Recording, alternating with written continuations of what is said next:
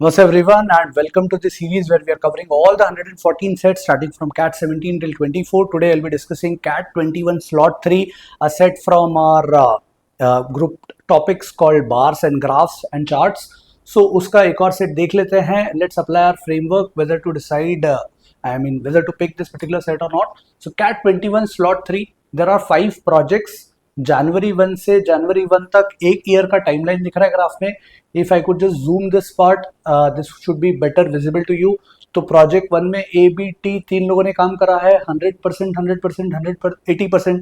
ये कुछ मीन कर रहा होगा. Let's look at the clues to understand this part. But in terms of data I will say कि फेमिलियरिटी तो बहुत ज्यादा नहीं है. There are not a lot of charts जो हमने टिपिकल इस तरह के गैंट चार्ट या प्रोजेक्ट मैनेजमेंट में अगर आपने थोड़ा बहुत पढ़ा है तो इस तरह के charts are very common. But CAT में जनरली बहुत बार ऐसे सेट्स नहीं आए.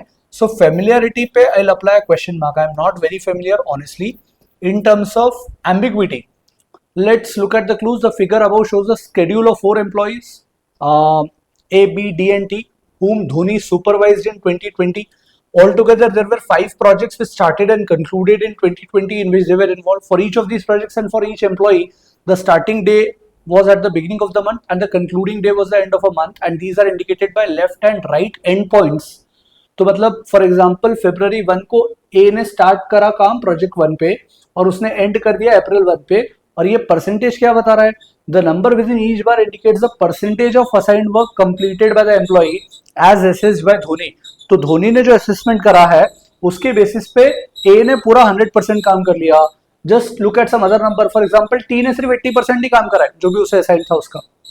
For each employee, his total project month is the sum of months. So कुछ अलग अलग clues हैं.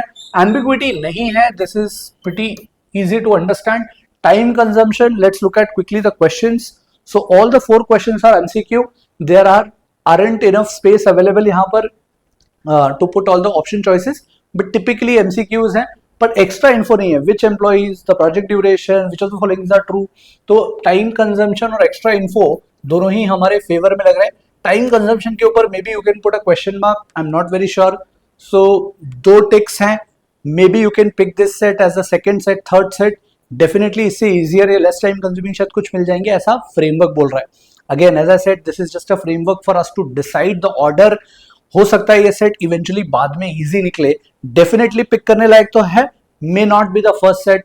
हो सकता है बाद में यू माइट फील कि sir this should have been the first set, इतना इजी था. या this might turn out to be a very difficult set कि सर 2-3 मिनट ट्राई करने के बाद we gave it up because we felt कि it is not worth it. But now let's spend time to understand what does the data represent. तो हर एक employ के लिए क्या बोल रहे हैं अलग अलग parameters. His her total project month is the sum of months she worked across the 5 project. तो टोटल प्रोजेक्ट मंथ की अगर हम बात करेंगे, फॉर एग्जांपल अगर ए का काउंट करना हुआ मुझे प्रोजेक्ट मंथ, तो कितने महीने काम करा है. तो टिपिकली 2 वर्टिकल लाइन दिख रही है, तो 2 महीने ए ने काम करा. और A is represented by the red colour. तो रेड कलर बड़ी इजीली काउंट करते हैं. तो 1 2 3 4 5 6 7 8 9. तो I can say that A has typically worked for 9 months. मैं यहां लिख देता हूं ए ने 9 मंथ्स काम करा है. अब बी पे चलते हैं. बी ने 2 मंथ्स, 1 2 3 2 and 3 5. 5 के बाद एक बार चेक कर लें, नहीं 4 आ रहा है.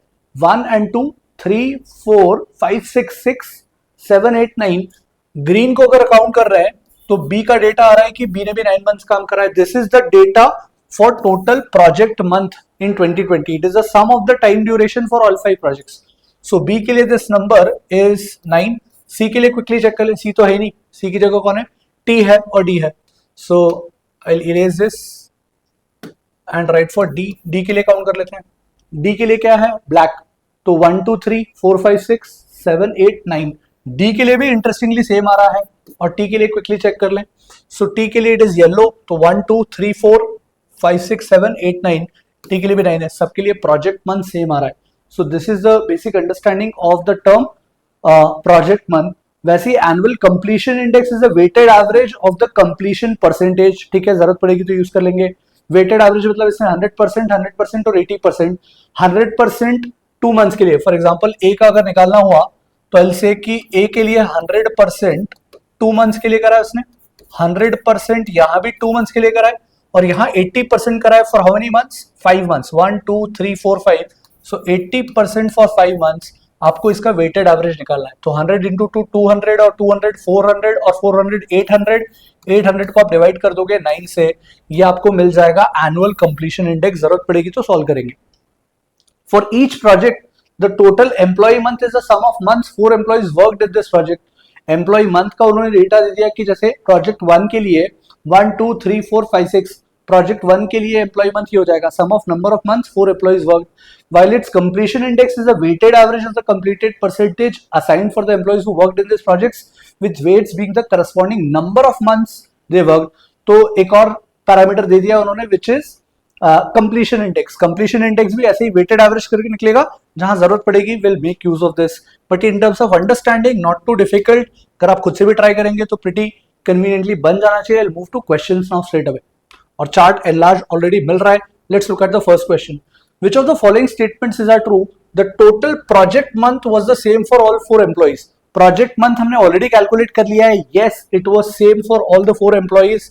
So this was 9 for all the employees। One is definitely true।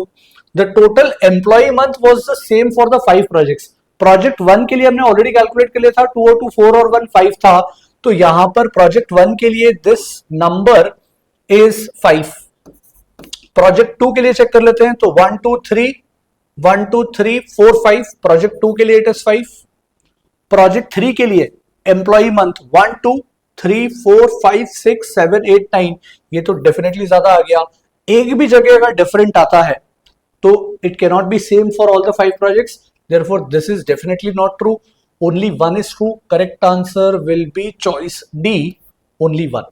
So pretty easy question once you have understood the data set। Let's move to second question। Which employees did not work in multiple projects for any of the months in 2020? Did not work in multiple projects for any of the months। किसी भी महीने में एक से ज्यादा project पे काम नहीं करना चाहिए। तो चेक कर लेते हैं ए का डेटा।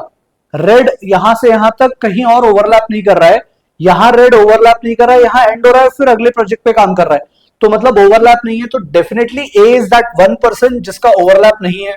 ग्रीन वाला बी का देख लेते हैं, यहां आया फिर अगली बार आया, देयर इज नो ओवरलैप और इंटरसेक्शन अमंग ग्रीन के बार्स, तो therefore green is B, this person is also acceptable.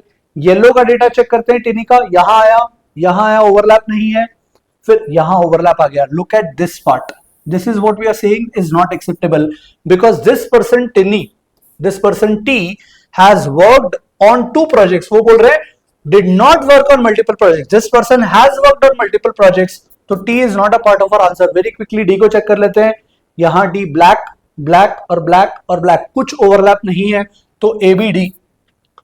तो correct answer choice only A B and D did not work on multiple projects। Pretty easy question।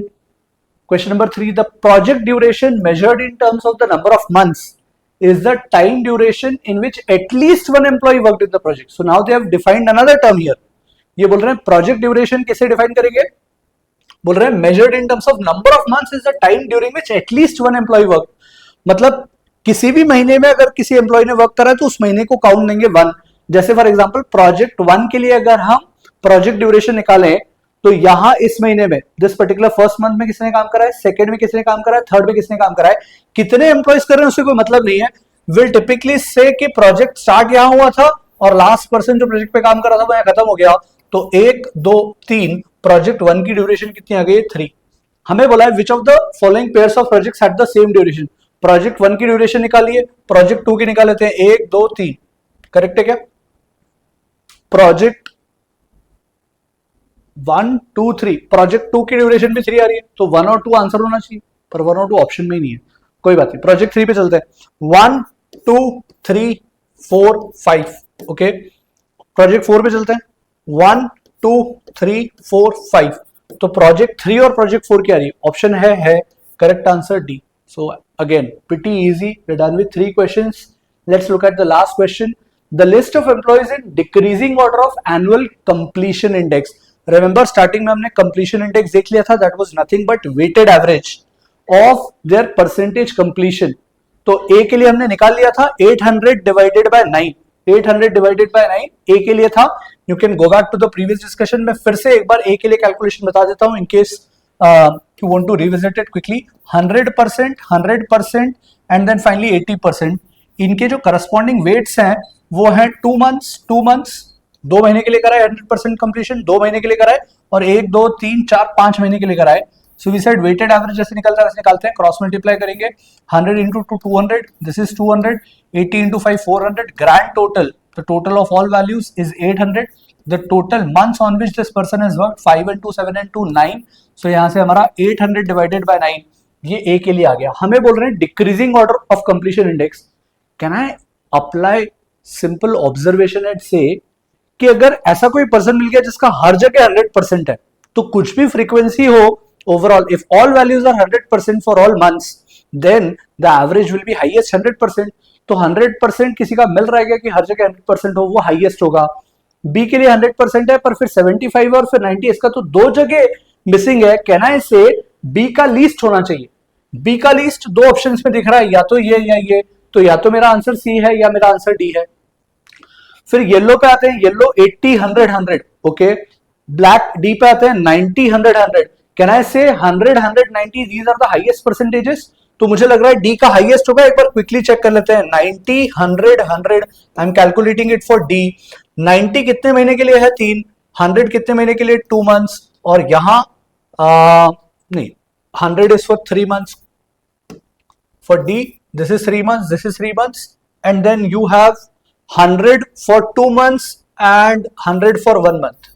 एक ही बात है but फिर भी structure तरीके से लिख लें. सो आ जाएगा 270, यह आ जाएगा 300, यह आ जाएगा 200, यह आ जाएगा 100. तो ऐड कर लें, यू विल गेट 600 और 270, 870 बाय 9. देखो डिवाइड बाय तो 9 सबका 9 months का ड्यूरेशन ही है, तो बाय 9 ही आना है. 800 कहां और 870 कहां? डी का हाईएस्ट आ जाएगा. डी का हाईएस्ट आएगा तो करेक्ट आंसर चॉइस सी. बी का लीस्ट था. डी और टी में अगर आपको डर लग रहा है कि सर फाइट हो सकती है तो आप क्विकली कैलकुलेट कर लो. इसके 2 महीने, 3 महीने, 2 महीने, पर यहाँ 80 दिख रहा है फॉर 2 months और यहाँ पर हमें 90 दिख रहा था फॉर 3 months. सो बाकी जगह तो 100 ही आना है, तो clearly 90 is a larger number. तो आई एम 100% श्योर कि डी का टी से ग्रेटर आएगा. बट अगर आपको डाउट है, you can calculate and verify. C must be your answer. So this completes our discussion for another interesting set. DI is doable.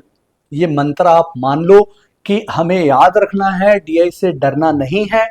DI is doable should be the thought that you should inculcate in your system. अभी तक के cat की history के set से ये बता रहे हैं, one off set will apply our fate framework and decide not to do it in case if it looks time consuming, ambiguity लगती है, extra info in questions हैं, but by and large DI के sets are pretty doable. That's it from my side. I'll take a leap. Ciao.